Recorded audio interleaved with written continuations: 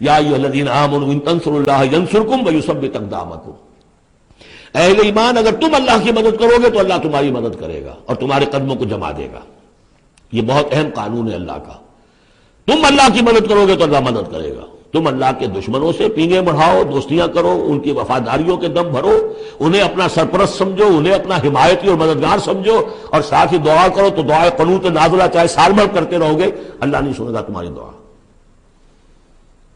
ڈھاکہ گیا، مشرقی پاکستان گیا، بدترین شکست آ گئی، قنوت نازلہ مکے میں بھی اور مدینے میں بھی پڑھے جا رہے تھے اور پورے پاکستان میں پڑھے جا رہے تھے، اللہ نے نہیں سنی۔